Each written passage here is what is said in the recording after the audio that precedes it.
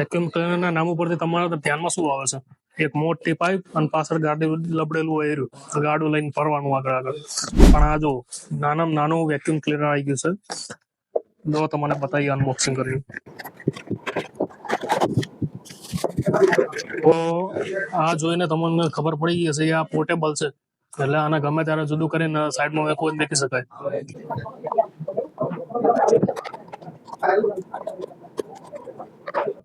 તો આ vacuum ક્લીનરના 3 attachment આવે છે. આ એક પાછળ છે, આની મદદથી પાછળથી તમારા કચરો દૂર કરે છે.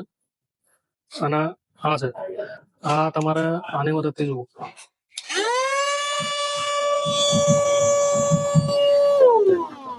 આ બધો કચરો કલેક્ટ થઈ ગયો છે.